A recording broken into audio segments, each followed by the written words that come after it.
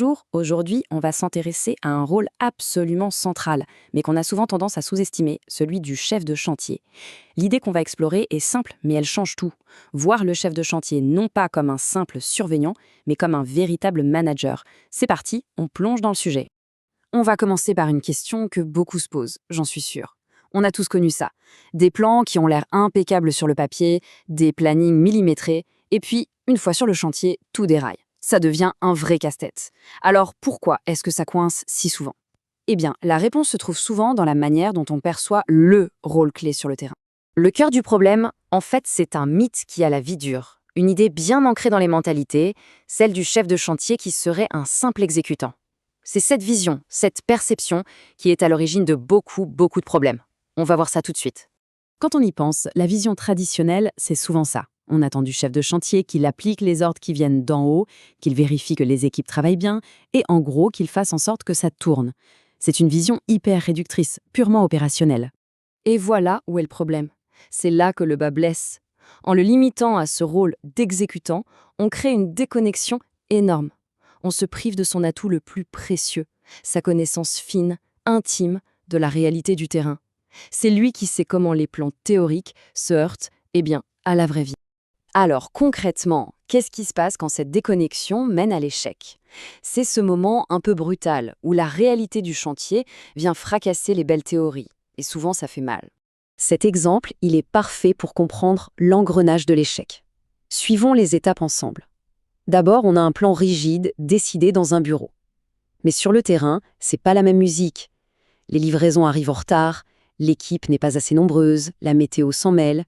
Si le chef de chantier n'est qu'un simple exécutant, il a les mains liées. Il ne peut qu'essayer d'appliquer un plan qui est devenu totalement irréaliste et assister, impuissant, au déraillement du projet. Les conséquences, elles sont immédiates et elles sont douloureuses pour tout le monde. Les décisions prises loin du terrain sont déconnectées de la réalité. Du coup, forcément, ça crée des tensions. Personne ne comprend pourquoi le projet prend du retard. Et au milieu de tout ça, le chef de chantier se retrouve dans une position impossible. Faire appliquer des ordres qu'il sait pertinemment inattenables. C'est sans doute la situation la plus frustrante qui existe. Il devient une sorte de tampon, coincé entre une direction qui exige des résultats et ses équipes qui subissent des décisions absurdes.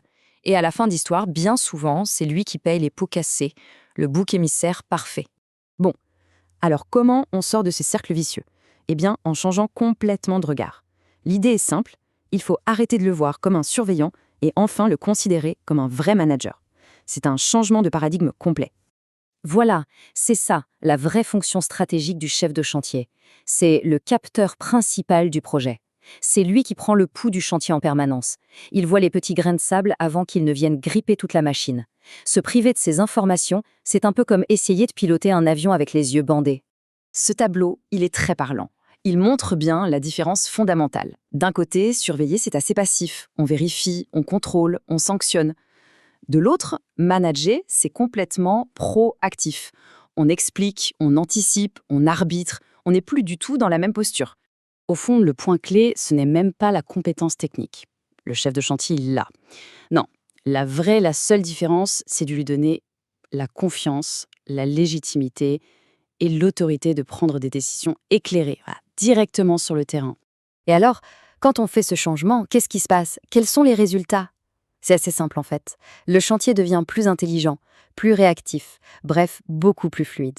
Un chef de chantier qui est traité comme un vrai manager, il est dans la boucle dès le début. Il ne reçoit pas juste un planning à exécuter bêtement, non.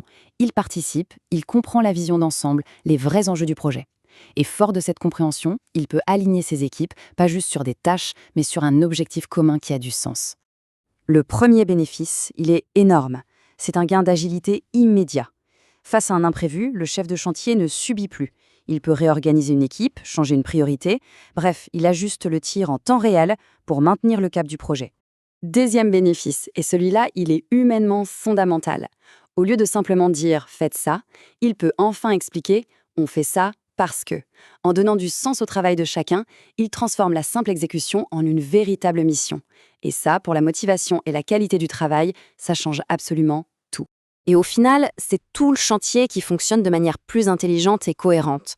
Chaque petite décision qui est prise sur le terrain est parfaitement alignée avec la grande stratégie du projet. Le chantier devient une sorte de système intelligent qui s'adapte et s'autorégule. On arrive donc à la conclusion de cette analyse. En changeant notre regard, on découvre que le chef de chantier n'est pas juste un rouage dans la machine. Il est bien plus que ça. Il est le véritable pilier du projet. C'est ça, la transformation la plus profonde. Il passe du statut de simple messager à celui de relais stratégique. Il ne se contente plus de transmettre une information de haut en bas. Il la traduit, il l'explique et surtout, il lui donne du sens. Et pour l'entreprise, les bénéfices sont immenses et très concrets. Des décisions qui sont prises plus vite et qui sont plus justes, beaucoup moins de conflits stériles entre le bureau et le terrain, des équipes qui sont plus engagées, plus motivées, et enfin, une bien meilleure anticipation des risques. C'est un gain de performance sur toute la ligne. Je crois que cette phrase, elle résume absolument tout. Je la répète, un chef de chantier qui exécute fait avancer le chantier. Un chef de chantier qui comprend fait réussir le projet. Faire avancer, c'est une chose, mais faire réussir, c'est un tout autre niveau. Et cette réussite, elle passe forcément par la reconnaissance du chef de chantier comme le manager de première ligne qu'il est vraiment. Architect Training, l'amélioration continue, notre culture.